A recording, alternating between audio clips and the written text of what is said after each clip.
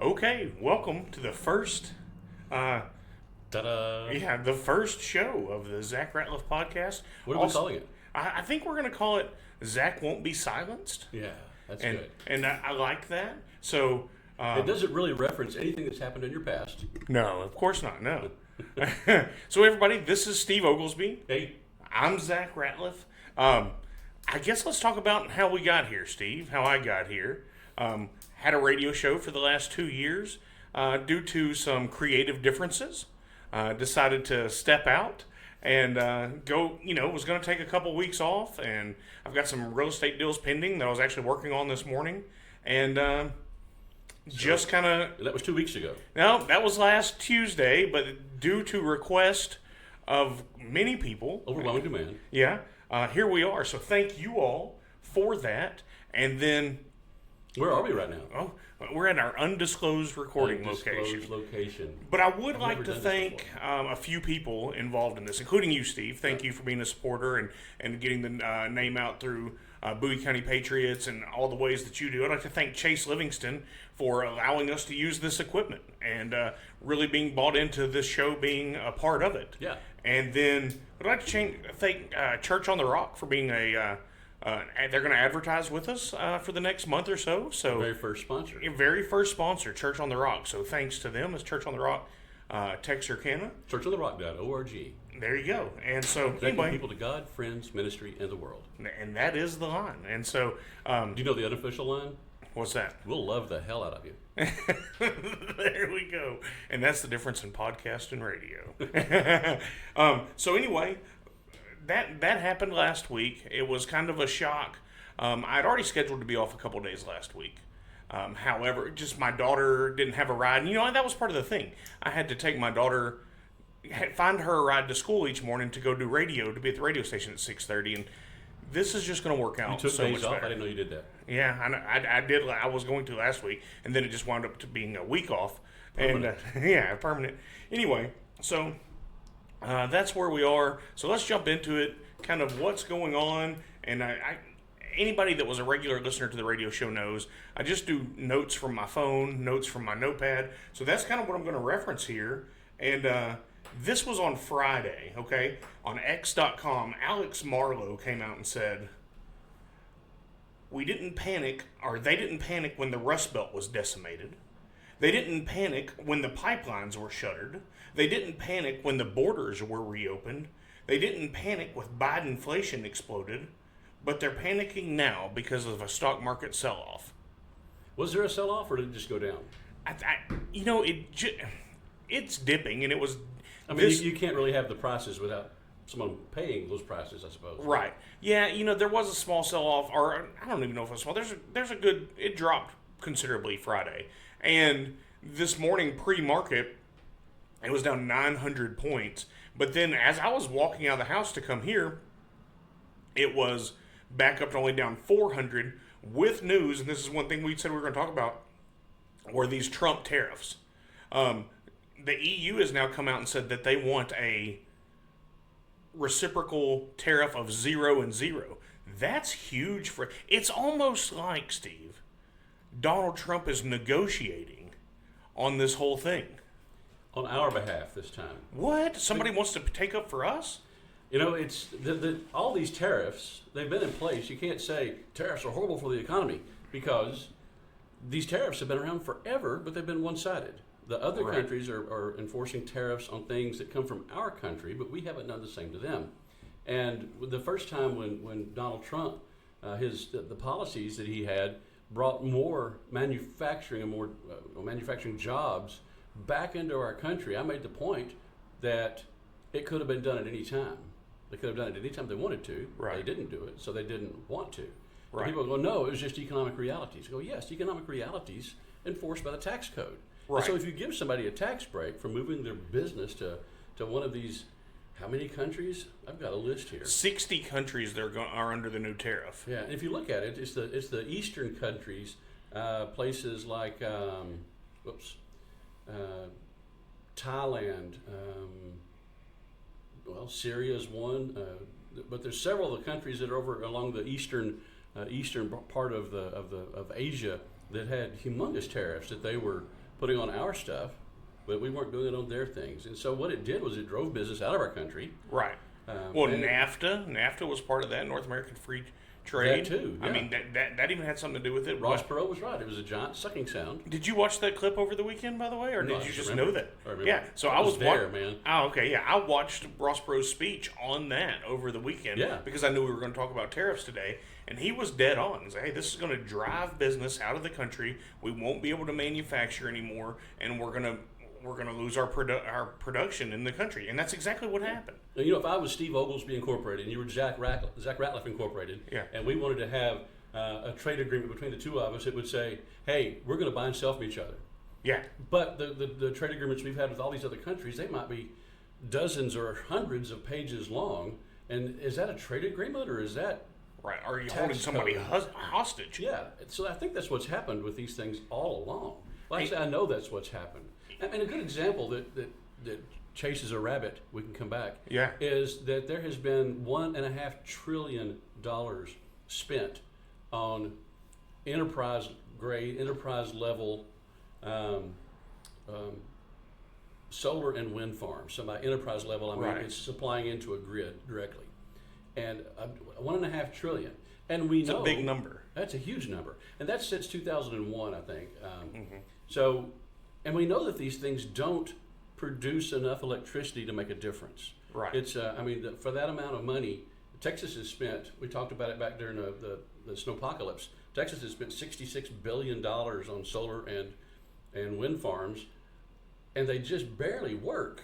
They barely make a difference at all, and it wouldn't happen at all if it wasn't for the tax breaks. Well, and here, that's exactly right. Well, you got your Solyndra during the Obama administration, that they got all those grants, then went bankrupt. I mean, $500 million and went bankrupt 6 months later. right. I mean, which if somebody wants to give me $500 million, well, first of all, I'd like to think it would take you more than 6 months to run through it.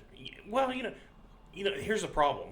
As I said on the radio all the time, and as I say to people, I've got 3 filters. Number 1, Christian. 2, dad. 3, son. In those filters, somewhere there's a moral code. Right. So I couldn't. It'd be cool to be, oh yeah, I'd love for somebody to give me $500 million. But then you think morally, you've got some responsibility when somebody's giving you $500 million to the wind power side of that. Thing about Texas going to wind is what happens in August in Texas, Steve, It gets really hot. We use a lot of electricity. and then what also happens in August when it gets really hot. A lot of times the wind stops blowing. Wow, that's crazy. So we're going to have a wind farm because of all the electricity that we consume, and yet there's no wind.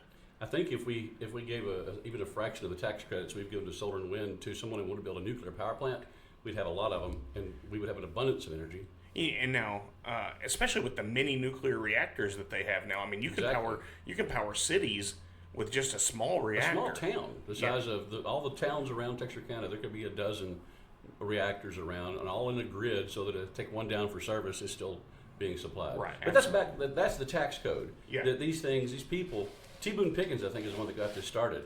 He realized if they could get a bunch of money from the government, either in tax credits or in grants, to Right. build just ginormous solar farm in West Texas, if he could get that, then he could sell the electricity and make a profit. But these things don't make a profit without the grants, without the tax code. And so if the tax code didn't enable that, we would have put that money, $1.5 trillion in the last 20-something years. We'd have put it somewhere else. And the same thing is happening with the tax code, which makes the other countries get to impose tariffs on the stuff that we send them or we sell to them, but we don't do the same thing back. So are you saying... Now, It's deliberate. Yeah, okay. Well, I didn't want to put words in your mouth. Yeah. However, so the government that claims they're going to take from the rich and give to the poor through taxation actually takes money from the middle class and then gives it to the rich through tax credits, and then they continue to enrich themselves, and it's our bills that go up? Exactly. That's what's happening. And, I could chase a lot of rabbits off of that one. Well, no, that's okay. We'll stick that's to what's going on tariffs. with these tariffs. Yeah. I'm encouraged by it because just by the simple fact that, the very first time Trump ran, I wasn't sure about him, but I became more and more convinced. And one of the things that convinced me was the number of people that I didn't like who hated him or seemed terrified of him. Yeah, it's wild. All the right people didn't like him. And right now, all the right people are screaming and setting their hair on fire about these tariffs, and they're reciprocal tariffs. Like it said, don't hit anybody in school, you'll get in trouble. Well, what if I hit back? No, zero tolerance. Well, and yeah, that's exactly right. So these tariffs are reciprocal tariffs. Talking about just And the people now that are getting them, they're like, whoa, we don't want that. What if we do zero? right. Just to not side on the conversation, but talking about, you said all of the right people didn't like him and all things. Did you hear what happened with Bill Maher? And I didn't get to catch his show this weekend, No. but it was last week. So Kid Rock happened to be on the Bill Maher show. Kid Rock's a big Trump supporter. He's like, hey, why don't we just have dinner? So they went and had dinner with Trump at the White House. It was Kid Rock, Dana White, Bill Maher, and Trump. And no cameras, just in the residence part of the White House. Had dinner. Yeah. And they say, and this is this article here, Charlie Kirk put out that for his White House meeting with Trump, Bill Maher brought a list of the insults Trump had said about him over the years and handed it to him. And then it says, what did Trump do? He signs it and hands it back. But anyway, Main character energy. yeah. But anyway, I need to go back and watch the Bill Maher show because I do watch that. I enjoy it, even though because he's a traditional liberal. He's a Yes. classical liberal. He's intellectually honest for the most part. Yeah, that's right. And so I can not necessarily enjoy it, but I can watch that show, but I want to hear what he had to say about it. But I just thought that was when you talked about all the right people. That's part of it. And then with the tariffs, same thing. The mainstream media here has just turned on. Oh, we're melting the economy down. We're melting the economy down. Well, no, we've been so taken advantage of, as you were saying, that it's negotiation. It's the art of the deal. It's what Trump always does. Hey, we're gonna ask for the max. It's gonna scare the daylights out of you. We're gonna come back somewhere in between. Now, if he doesn't, good, because he's working for us. Right. And this is why we needed a president that can't get reelected. He took 4 years off to have a game plan. 77 million of us voted for this. Yes. Now, as you know, with some of my real estate deals, some of his policies are having a negative impact on them. There's Driving potentially off your Chinese customers? well, from India, yes. Really? Okay. Okay. However, Is it because of tariffs or is it because no, it's because of uncertainty? Uncertainty and the Visa program. When they came out with the Visa Gold Card, the bank was kind of like, oh, we need to wear it on the... Anyway, we found workarounds around it, Okay. as you do as an entrepreneur, and then the American way is, okay, here's the system, here's the rules. Inside of those, where's the gray area we can operate? And so that, obviously, that's what we're doing. Everything's legal and on the up and up, but you have to find a way, right? Okay, here it is. Okay, well, you didn't say this. And anyway, but now, if you look, the European Union, they came out, we're just not going to trade with you. Who was it? One of the car manufacturers, Land Rover, over the weekend said, we're just going to stop sending cars for a little bit till we get this figured out. Okay. We're the largest economy in the world. Maybe China's ahead of us some days, but they're in total collapse. And that's the thing, too. The Chinese real estate market's in collapse, and the way their real estate market goes the way China goes. So with them in collapse... Well, their government is propping up a lot of what they do. The government Absolutely. builds entire cities so it looks good, and they're unpopulated. And also, I guess it was That's last a week. rumor. Yeah, well, also... But if they build one apartment complex to make everything look good that's unpopulated, then right. that at least proves the point. And where are all the anti-slavery people? I mean, look at these factories in China where they have nets from the top so that all the people that hate working there that don't get any days off, but maybe half a day a week, that jump out of the building, that the nets have to catch them. Like, I thought we were against this, but only here? Anyway, yeah. I could rabbit hole in that. But anyway, so the European Union comes out. This is on George on X.com. Let me preface this, because this was the 3rd, what was that, Thursday? Friday? Yeah. Okay, she said, this is European Commission President Ursula von der Leyen. Yeah. She said, the EU will not be able to compete for U.S. market share if they have a 20% general tariff and a 25% off tariff. 2, the EU must deploy countermeasures against the risk of losing industrial capacity and manufacturing to the United States. And it mentions further down. It says that it sounds like the countermeasures are additional tariffs, which doesn't make sense. And number three, the EU must defend itself against China dumping cheap products into the EU, since those products are now rejected by the USA. Right. So if China can't make a profit selling their products to us, they're going to go sell them in European Union. And so she literally says, we're not going to let this happen. We're going to retaliate. We're going to make sure this doesn't happen. But her method of retaliation was raising the tariffs on things from the United States.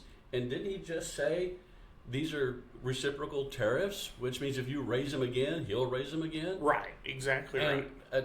So what, 2 days later, she said, what now? Well, so 2 days later, they're coming out and they're saying the European Union is suddenly ready to negotiate for 0 tariffs with the United States. And even in this article it says after running their mouth about retaliating. And so that's on George on X.com says that. But that's exactly right. Okay, it's like, in sports growing up and all the things, and I had a dad that worked out all the time and just in the gym a lot throughout my life, but it was always the guy that talked a lot, no matter if you were on the football field or whatever, just ran their mouth all the time. I wasn't ever really worried about that guy. It was the guy that was sitting over there quietly doing work. The guy that didn't really have much to say. That's who you didn't want to mess with. And in this case, the whole world's just yapping. Donald Trump's like, hey, this is just what we're going to do.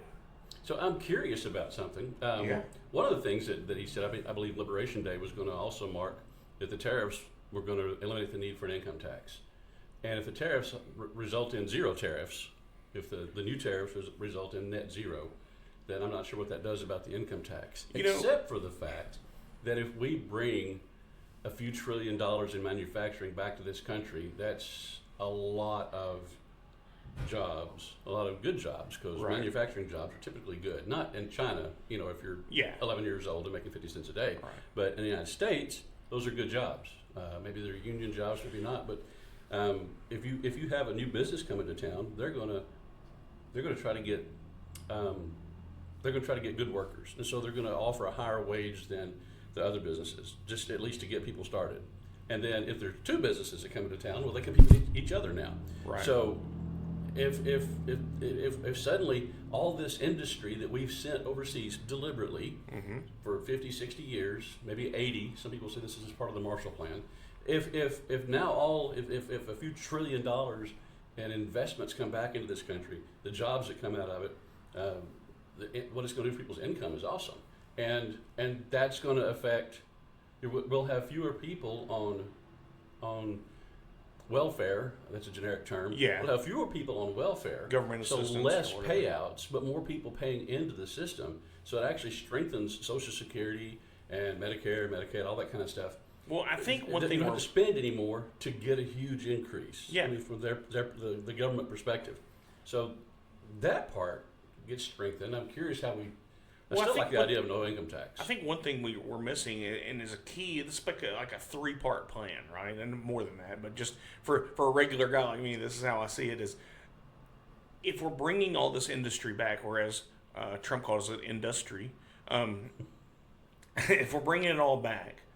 We have to say it that way. Yeah, the industry. If we're bringing it all back into the country, and we lower the corporate tax rate, and we cut some of the regulations, and we make it easier to create businesses, then you're right. Then we thrive. So then where these Doge cuts come in, and look, that's the hardest thing, especially in our area with the depot and all the government jobs that we have around here.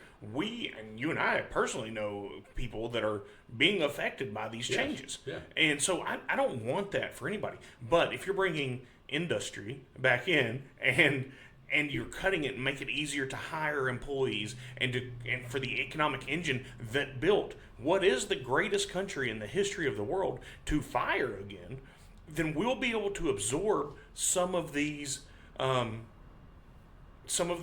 employees. And also, a lot of these cuts are going to be people taking the buyout, people going into retirement. Some people don't want to work anymore. And some people can go create their job, create what they want to do. So I just think that's part of it that we have to look at too. We know there's people out here that went to work on the depot when they were 18 years old.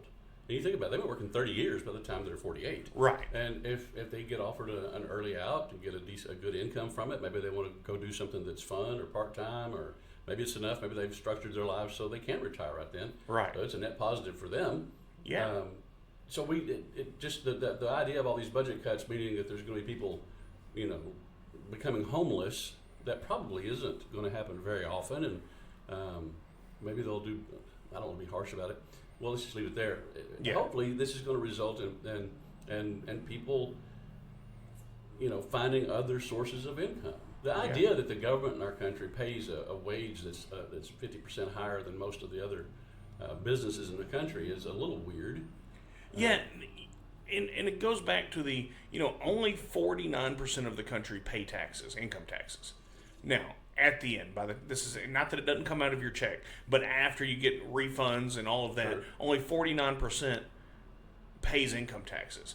Now, if you, and I've gone through this quite a few times, but if you're in the top tax bracket right now in our country, and by the time you pay that, what is that, 38%, and then you pay and then you're self-employed and you have employees, so now you're paying the Social Security tax, and all of that, and then you pay, you license your car, and you pay your property tax, and you pay your sales tax, and you pay all these other taxes, you're at 70% of everything you make going to taxes. So what if they cut those regulations? So to your point to the income tax is where I'm going.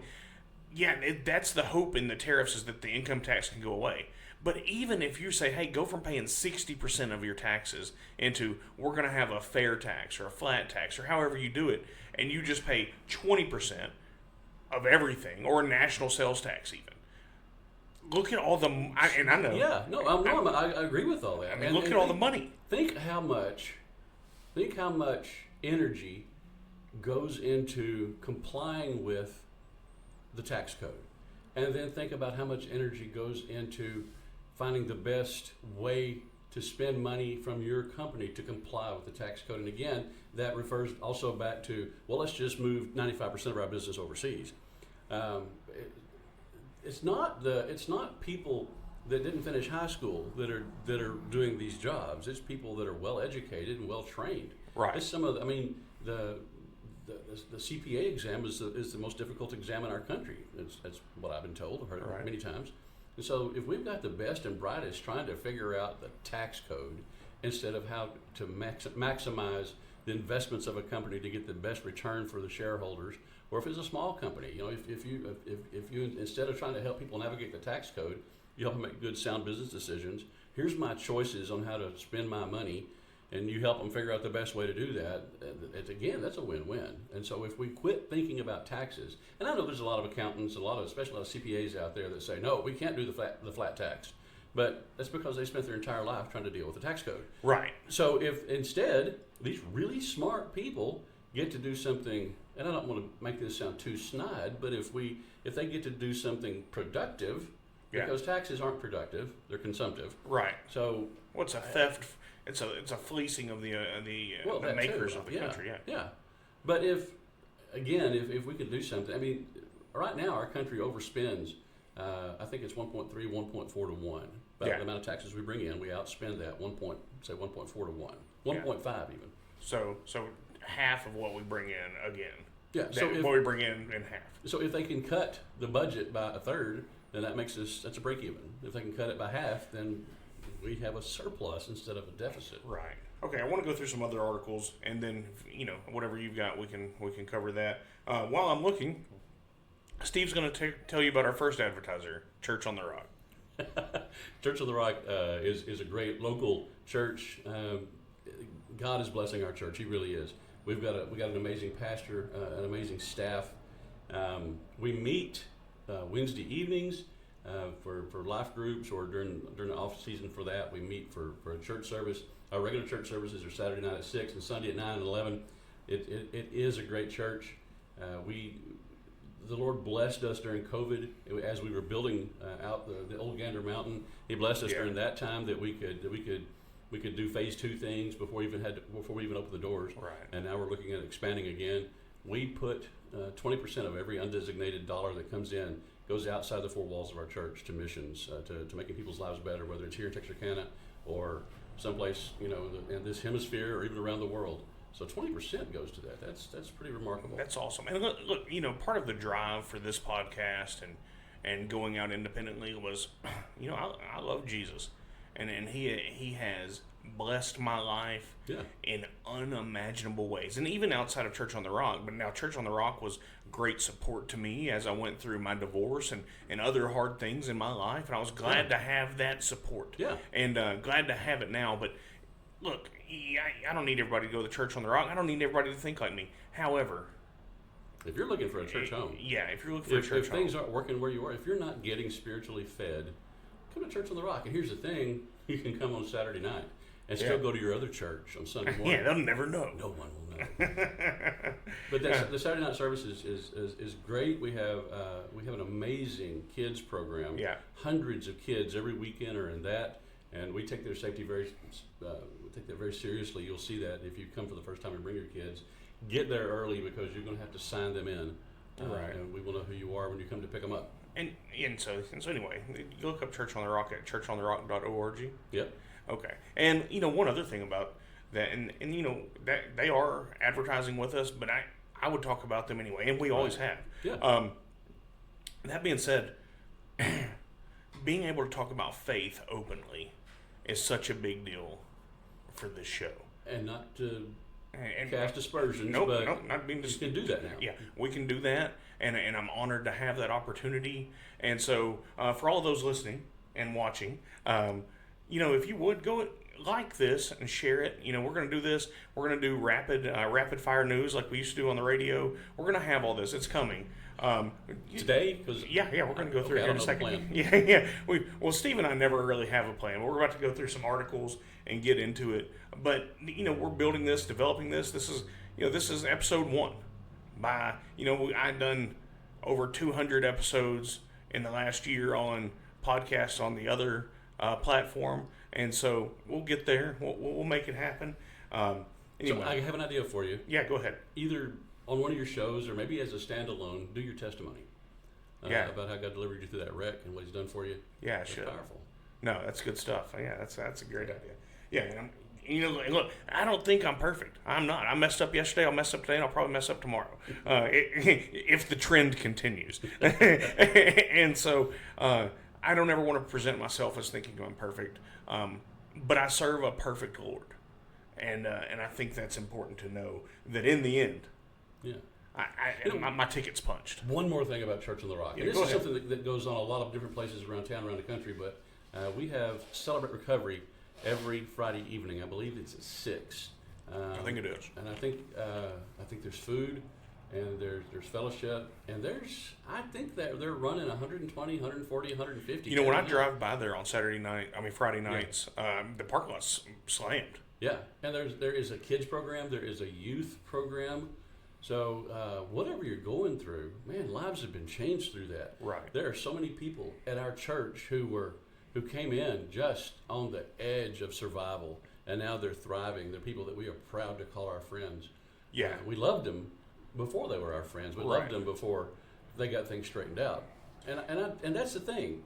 When I say we'll love the hell out of you, it's tongue in cheek, but there's enough love there to get you through anything.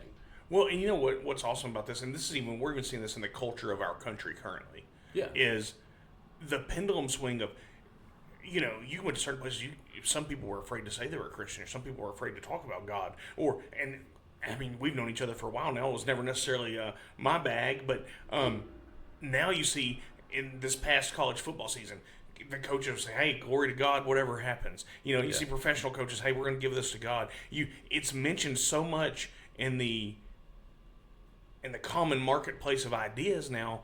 You can see things. It's trying to. And the term I've traditionally used is our traditional Americana. This is what our culture is. This is who we are. It is. We believe God made this the greatest country in the world. You know what? I think that one of the things we're going to find out through that USAID, and this is not my original thought, but that we saw that USAID was paying literal news organizations. They were giving them money, whether they called it subscriptions or just whatever. Yeah, $10,000 a pop. Yeah, whatever it was, and that gave them the resources to amplify things, to tell us that liberalism, this nasty version of it, not, well, Bill Maher's not necessarily unnasty. Yeah, but not the classical liberal. yeah, the leave people alone and respect everyone and all that. Free thought. Yeah, that's the old stuff. That was like in the 60s or 50s. But anyway, this new modern leftism, globalism, collectivism, they're telling us that most people, that's how they think. And we're finding out that maybe that might not be true. Right. They're just getting a lot of money to present this stuff. I literally saw an article recently that said a Harvard study said that seed oils are better for you than butter. They said it with a straight face. If you get enough money, I guess you can keep a straight face. Yeah, I mean, but once again, without morals, the whole world's so your what, oyster. what if these NGOs, some of whom Non-governmental are organizations. non-governmental organizations, and if you're a non-governmental organization and you can't survive without government money, then you're a government organization. Yeah. So what if part of the deal is we're going to give you $1 billion to spread illegals all over the country, but you've also got to make sure any politician that we talk about, you've got to buy 1,000 copies of their book. Right. And so they say, Kamala Harris is a best-selling author. She sells more books than Donald Trump does. Obviously, everybody agrees with her. I think we're going to find out that liberalism, that leftism that is, they say is 50, 60% of the country, I think we're going to find out it's 10% of the country. I think And that's right. and it's not that they're going to have to shut up. It's just they're going to not be amplified anymore, and all the other voices are going to be heard. And I think that's one of the things that's driving people right now to going back to traditional things like, I need to find a church home. Yes. And there's lots of good churches in Texarkana. There really are. But if you want to come visit us at Church on the Rock, we'd be honored to have you there. But find a church. If the church isn't willing to take a stand for what's right and wrong, to say this is wrong, this is what we should be doing. If your church won't say that, I don't think they're going to be around much longer. We're seeing that at Church on the Rock as we continue to grow. Yeah. And we're seeing 20, 30 people a month join our church. And more than that get saved, but 20 to 30 a month, I believe, is the number that start coming to our church. And it just grows and grows. No, that's awesome.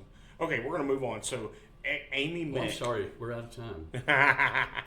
That's not a thing anymore, is it? It's not a thing. We can just roll. We'll give our advertisers shout outs as they, and also we've got a few private donors that have asked not to be named and Undisclosed donors. undisclosed and undisclosed location. location. Yeah, and so I appreciate them as well. So this is says breaking bombshell in Texas. Amy Meck, AMYMEK at X.com says retired police lieutenant Douglas Deaton just blew the lid off of the East Plano Islamic Center, and all that's going on there. Are you up to date on this at all? Mostly, I think. I mean, this is a wild thing. Now, here I want to say this before we jump into this because it's a dangerous thing. I am for freedom of religion. Sure. I want you to be able. If you don't want to have a religion, okay. If you want to be Islamic, okay. If you want to worship the potato that you grew, yeah, I'm good with that too. But I want us to all have to follow the Constitution and the laws that we all have voted for. I want to still be America, and that's where the Sharia thing comes into play. Is we're building enclaves in North Texas where that's not allowed. And I actually went on our friend Dale Hull's radio show, Less Austin, More Texas, a couple weeks ago, and we talked about this. And it's just a big deal that, once again, we're fighting for our culture, but we're under attack in so many ways, whether it be from the government insiders that try to take it from taxes, who have let us pay absorbent amount of tariffs to other countries, but won't tariff them coming in, killing our industry and our families and our jobs, or whether it's allowing, the thing at this enclave is they weren't even following local business, our local building ordinance. So there was nothing. I mean, it just didn't work, right? So we all need to play under the same. And this rules. compound was going to be a little less than a square mile, I think. Well, and it already exists. Well, yeah, it does. And so they're trying to make it so that it's completely self-contained. It's going to have their own police. So any crime that gets reported there is only going to be reported to their police. Right. And so if your daughter shows too much ankle and you kill her, then the sheriff's department's not going to look at it. The Sharia department's going to look at it. and they're going to say, well, she should have known better. Yeah. And so I'm very concerned. I think most people are concerned about that because Sharia, there's so many people tell us, oh, it's beautiful, it's lovely. Well, it's not. Right. And look, there are worship countries the way you want to. Yeah, but that's right. If you're going to have this little square mile where it's okay to kill your children, and for our police dishonoring can't you. come in. right? We're going to keep the police out. They're only going to come in if they need them. So they need somebody to repair the plumbing, then the outsiders can come in. They need somebody to help on government benefits. Those guys can come in. Yeah, of course. But as far as letting them have their own laws, that's completely antithetical to this. Because country. we would not let any other people group. It's not just because they're Islamic. We wouldn't let a bunch of Baptists out in the woods have their own laws and do what they want to do. Right. So everybody that's getting bowed up at us right now for picking on Islamists. What if we had an area that was a square mile where adultery was punishable by stoning? Right. Well, actually, that's Sharia too. Sorry. Well, what if you had a square mile where everybody had to go to the same church? Right. And if you didn't, you were punished immensely. Yeah. I mean, that's so. Anyway, I just wanted to bring that up. That's what's going on in Texas. We need to keep an eye on it. If you see the acronym EPIC, that's what that is. It is. You just said the actual words. What is it? Something.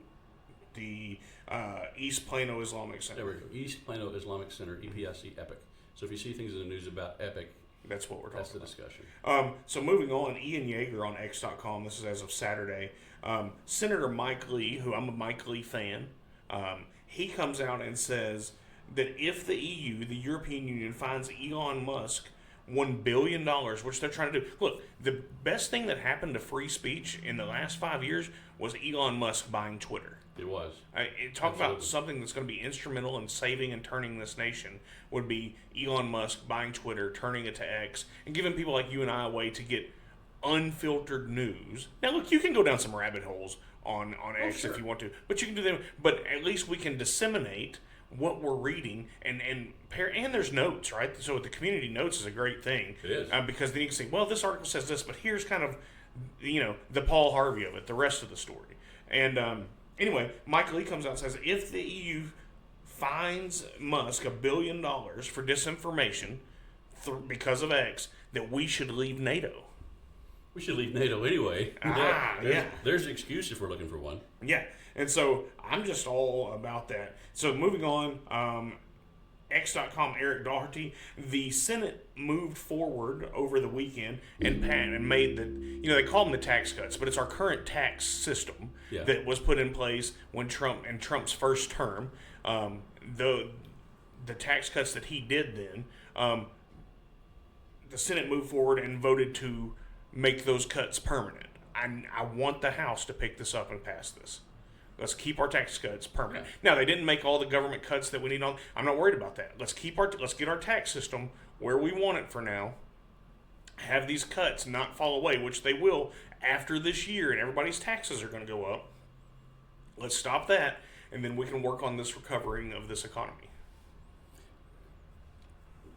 It's interesting to see the people in Congress that are just knee-jerk against anything Trump does, and the ones that see it maybe just as a survival mechanism because they want to keep that job for sure, or the ones that want to that are opposing him. Hopefully, there's more and more that'll see the light. Right. And honestly, I don't care if I do a little. If my elected representatives do what I want to because they see it as the right thing, or they do what I want to because there's enough people like me to put enough pressure on them to say, well, I want to keep this really special job, and so I'm gonna vote the way they want me to. Which people like me, with people like you as well, that want constitutionalism. We want to follow the Constitution. We want minimum government and maximum liberty. Right. So however that works out, but there's a little bit of a trend right now, I think, in Congress to they see the writing on the wall, if nothing else. Yeah, and I hope so. And we have to hold their feet to the fire going forward. It can't just have been a 2024 November thing. It has to be hey, 2026 is coming. We know what's happening. And look, here's the deal with all this that we've talked about and that we're going to continue to talk about in the days and weeks going forward is this isn't going to be easy. Even Trump said over the weekend. Hey, this it's going to be tough for a little bit. Our side wants liberty. Our side wants lower taxes. Our side wants quit telling me how to worship. Yeah. And whether it's Baptist or Methodist or Catholic or Gaia or Yeah. whatever. Or Islamic, if you want to be Islam, Islamic, yeah, sure. go be that. Yeah, Go yeah. do what you want to do. Just follow our laws. Yeah, but we want less government. Yeah, that's John Birch exactly Society, right. less government, more responsibility, There and you with go. God's help, a better world. There you go. So there were 2 Republicans that voted against the making the tax cuts permanent. I'll give you 3 guesses for The House or the Senate? Senate. Mitch, what's his name? No, he voted for it. Really? Yeah. Strike 1. Dang it. Well, I'm hoping that John Cornyn did. Yeah, he did. Okay, good. And we had at the Wood County Patriots, we had a guy that's running against John Cornyn. Oh, yeah, He's that already guy. announced. Yeah, that guy was Barrett McNabb, yeah. Barrett McNabb. Yeah. Yeah. So hey, there's a plug for a non-sponsor, the Bowie County Patriots. Yeah. Every Thursday, 6 p.m. Big Jack's Barbecue in Nash. That's a disclosed location, by the way. Yeah, and don't need dinner cover. Anyway, it was Susan Collins, who you would expect not to vote, and Rand Paul. Really? Yeah, Rand Paul? completely floored me because he Is said he okay? Well, he said the reason he voted against it, he's for making the tax cuts permanent, but it didn't have any spending cuts. So he's like, hey. So I get it. I can see it from his side. If you cut taxes but don't cut spending, that's how you get deficits to begin with. Now, here's this from Nick Sorter. This is sometime over the weekend on X. Breaking, the UK Prime Minister is set to announce that globalism has failed and Trump's tariffs are understandable. And globalism, from an American's perspective, is we have to be just as concerned about the other countries as we are our own. And we don't want to do anything predatory, but you know what? President Trump, way back in his first term, spoke at the UN and said, I am going to do what is best for my country. Yeah. I expect you to do what's best for your countries. That's and exactly then we're right. going to negotiate to see what the best outcome is for both of us is if we do something together. And he got a standing ovation for that. You know, at my daughter's Because school, that's different from what they've had. That's right. At my daughter's school, they're big into the 7 habits of highly effective people. Really? And what is it, number 2 or whatever? Number 2 or 3 is think win-win. Is this good for us? Yeah. Is it good for you? It carries, right? Yeah. And so And that's capitalism. yeah. I want to invest in this because I can sell it to that person because they're going to want it. That's exactly right. Yeah. Just like all of you watching this show. You're investing your time. And we appreciate that. So going back to X.com, talking about the tariffs and what effect it's had already, even though they hadn't gone into effect yet, by the way, the true inflation number, and Eric Doherty puts this on X, inflation's down to 1.2%. The inflation's falling to the price of oil when I left today to come here to this undisclosed location was $60 a barrel from 80 or 80-ish when Trump took office. The egg prices are plummeting. All the prices. They quit talking about eggs 2 weeks ago. Everything is coming down. Why is that? Now, is the stock market also cratering? Yeah, a little bit. Is Bitcoin's down 20,000? Yeah. I mean, all that gold's up to 3,000. 3,000 something. 30 yesterday when I looked. 3,030. So, yeah, there is some give and take, but this is overall good because here's the deal. 80% of the stock market isn't owned by the middle class or the upper middle class. We're not that we may not have some investments, but you know, we're out here making. So anyway, I just wanted to make sure we got that out there. It's things are looking up, and we just have to keep thinking for ourselves. Free thinking is important, not just dependent. And I think that's where this broke, Steve. And you're a little bit older than me, so maybe you remember this better than I do. But there was a dependence on the big 3, right? NBC, ABC, CBS. That was where Cronkite said it, or Dan Rather said it, or whoever. That, by God, that was law. Yeah. So I'm glad to see that we're not in that. Oh yeah. I'm not sure we'd be where we are right now with the level of liberty we have. Certainly with Trump being a president, I don't think we'd have had that with the big 3. because that's de facto censorship because they all knew what they were supposed to be saying. Right. Yeah, that's exactly right. I was going through these media. This says media fail. It's from Gunther Eagleman on X. Media fail. Trump job approval rises 4 points to 53%. So not only Over the weekend? yeah. So his job approval is going up. Yeah, it's a scary time. Yeah, it's going to get more expensive. This is what we wanted. To bring it back. Let's create jobs. Let's have freedom. Let's be able to go to our church. Let's be able to talk about going to our church. Yeah. Or not. Talk about that you Let's don't be able want to say God bless you without being yeah, scolded. absolutely. Yeah. God, that's exactly right. But I have friends that aren't Christians, and they know when they talk to me, and they'll ask me about Jesus. Well, what if this? What if this? And of course, I'm always saying, hey, historically, there's no doubt that he lived, right? I mean, Right. Even secular historians will say Jesus the man. 100. There's more. Not to the rabbit hole here, but there's more evidence for Jesus the man being alive than Julius Caesar. Right. And so, but they know that's what's coming. Do they get offended when one of them? I tell them, I'm like, hey, I pray for you every day, and you know what they say? Not, oh, I can't believe you do that. Thank you so much. Right. If Jesus is real, I hope that I meet him one day. Okay, good. Anyway, moving on. This another one, Ian Yeager again. Trump inflation has fallen to 1.2%. Breaking. This is as of yesterday on X.com. Ian Yeager. Taiwan has now offered to have a zero tariff trade deal with the United States. It just keeps happening. It's every. Vietnam was the first one to do it. Yeah. They're a proxy for China. China for can't sure. sell us things China has a higher tariff on things. Well, they send it to Vietnam, and Vietnam puts it together and says "Made in Vietnam." And Right. But we're still buying things that were made in China. The components are made in China. Well, and then here's this from the Missouri Attorney General Andrew Bailey has started seizing farmland owned by the Chinese Communist Party. And this is the direction that I believe that our country should go. Let's see. If you get the chance to watch the Scott Bessent and Kristen Welker interview, do that because he just hammers her. He just eats her. I saw something about that. Yeah, it's pretty good. Well, okay, Steve, I'm through my notes for the day. What do you have? I'm just here for backup, man. Hey, I appreciate it. I think this was a good inaugural run on the. Well, maybe it'll improve, but Yeah, my part won't. So anyway, thank you all for being a part of it. Thanks to Chase Livingston. Thanks for Church on the Rock. Thanks to Steve. Thanks for those of you that are helping that didn't want to be named. Thanks for the undisclosed location. Yeah, thanks for the undisclosed location. That is great. And I hope God blesses each and every one of you today. Every one of you. And we'll be back. And So look at the camera when you say that. I hope God blesses all of you today. Yeah. And I'll come back. Well, I'm going to You do have to this start tomorrow. remembering to look at the camera. I'm trying not to. I'm just trying to play No, like it's look at the nothing. camera. Make it like an episode of The Office. Yeah. All right, everybody. We're out of here. Have a great day, and God bless you. God bless you.